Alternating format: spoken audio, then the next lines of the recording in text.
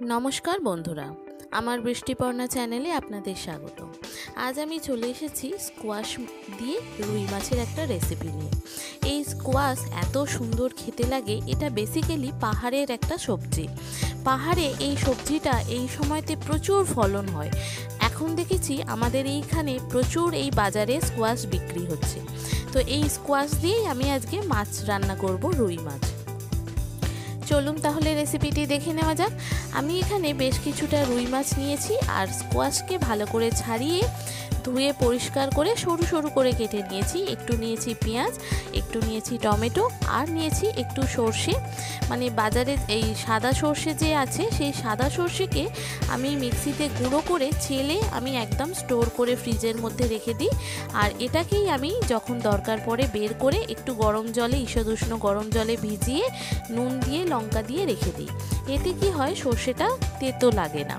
আর প্রথমে মাছে আমি ভালো করে নুন মাখিয়ে নেব, নিয়ে ফ্রাইং প্যানে একটু সাদা তেল দেব, দিয়ে মাছগুলোকে ভালো করে ভেজে নেব। এই রান্নাটায় আমি কোনো হলুদ ব্যবহার করব না, পুরোটাই সাদা তেলে হবে আর হলুদবিহীন রান্না হবে আজকে।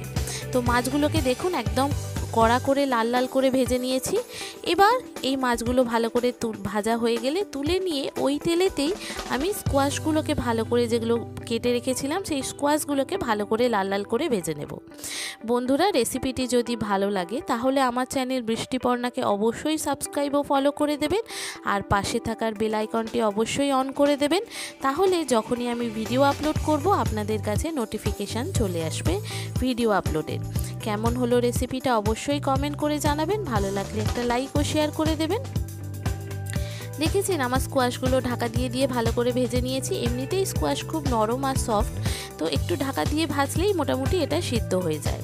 এবার এই তেলেতেই আমি একটু কালো জিরে ফোড়ন দেব, দিয়ে ভালো করে যখন ফোড়নটার গন্ধ বেরোবে তখন যে পেঁয়াজটা কেটে রেখেছিলাম সেই পেঁয়াজটা এর মধ্যে দিয়ে দেব।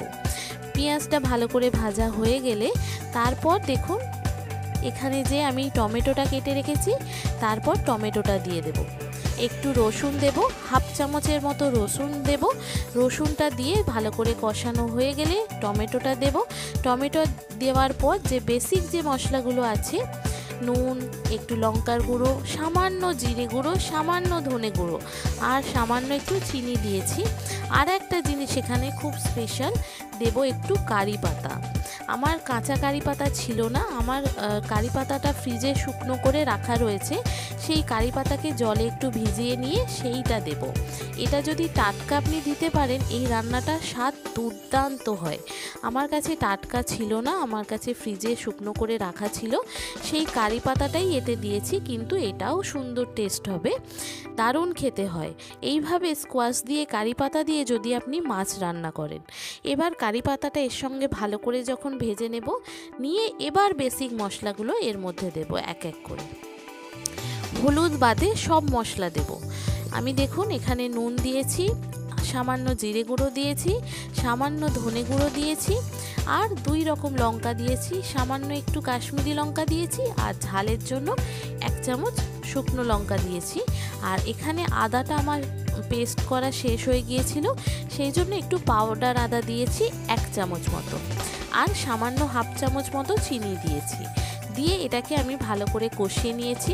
ভালো করে কষানো হয়ে গেলে তারপর আমি যে সর্ষেটা ভিজিয়ে রেখেছিলাম সেই সর্ষেটা এর মধ্যে দেব, দিয়ে কষাবো। এত সুন্দর খেতে হয় কি বলবো আপনাদের। স্কোয়াশ দিয়ে যে এই রকমভাবে রুই মাছ এত সুন্দর খেতে হয়, না বললে আপনারা বুঝতেই পারবেন না। এইটা আমি দেখেছিলাম, আমরা একবার মানে নর্থ বেঙ্গল বেড়াতে গিয়েছিলাম, তো ওইখানে এক জায়গায় আমি এই স্কোয়াশ দিয়ে এই রকম রান্না খেয়েছিলাম। তো সেটাই আজকে আমি আপনাদের সঙ্গে শেয়ার করছি। ওরা অথচ এত মশলা দেয়নি, কেন দার্জিলিংয়ের যেহেতু ট্রান্সপোর্টের প্রবলেম, ওখানে মশলাপাতি খুব কম ওরা ব্যবহার করে, অল্প মশলাতেই রান্না করে, আর এত কিছু ওরা দেয় না, কারি পাতা টারি পাতা দেয় না। কিন্তু এইভাবে ওরা একটু রান্নাটা করেছিল, আমি জিজ্ঞাসা করেছিলাম, তো দারুণ খেতে হয়েছিল। সেটাই আমি আপনাদের সঙ্গে শেয়ার করছি, কিন্তু কিছুটা ইনগ্রিডিয়েন্টস আমি এখানে অ্যাড করেছি। এবার সর্ষেটা আমি দিয়ে দিলাম, দিয়ে এটাকে ভালো করে আমি কষিয়ে নেব। ভালো করে এটা কষানো হয়ে গেলে যে স্কোয়াশটা আমি ভেজে রেখেছিলাম সেই স্কোয়াশটা এর মধ্যে দিয়ে দেব, দিয়ে এটাকে আমি একটু সিদ্ধ হতে দেব। এটা যখন সিদ্ধ হয়ে যাবে তারপর আমি মাছগুলো দেব, দিয়ে একদম মাখো মাখো নামাবো। এত সুন্দর খেতে হয় কি বলবো, একদিনা খেয়ে থাকলে একবার এইভাবে ট্রাই করতে পারেন বন্ধুরা, দারুণ খেতে হয়।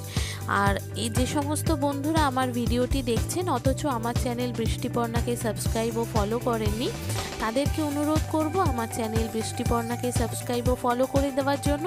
তাহলে যখনই আমি নতুন নতুন ভিডিও আপলোড করব আপনাদের কাছে নোটিফিকেশান চলে আসবে ভিডিও আপলোডের। কেমন হলো রেসিপিটা আমাকে অবশ্যই কমেন্ট করে জানাবেন, ভালো লাগলে একটা লাইক ও শেয়ার করে দেবেন। আর যে সমস্ত বন্ধুরা আমার ভিডিওটি দেখছেন অথচ আমার চ্যানেলটি সাবস্ক্রাইব ফলো করেননি, অনুরোধ করব তাদেরকে আমার চ্যানেলটি সাবস্ক্রাইব ও ফলো করে দেওয়ার জন্য। আর আপনারা স্কোয়াশ কীরকমভাবে খান সেটাও আমাকে জানাবেন, আর এইভাবে খান কিনা সেটাও আমাকে জানাবেন। আর কেমন হলো অবশ্যই কমেন্ট করে জানাবেন। দেখেছেন মাছগুলো দিয়ে দিলাম, এইটা একটু গ্রেভিটা শুকনো হলে তারপর এটা নামিয়ে নেব। এত সুন্দর খেতে হয়, এটা দিয়েই পুরো ভাত খাওয়া হয়ে যাবে। একটা স্কোয়াশ আছে প্লাস তার সঙ্গে কারি পাতার একটা গন্ধ। হলুদ কিন্তু এই রান্নাতে আমি ব্যবহার করিনি। এই রান্নাতে হলুদ ব্যবহার করলে কেমন হতো আমি জানি না, কিন্তু হলুদ ছাড়া এই রান্নাটা এত সুন্দর দেখতে হয় আর এত সুন্দর খেতে হয়, না খেয়ে থাকলে এইভাবে বন্ধুরা একবার ট্রাই করতে পারেন।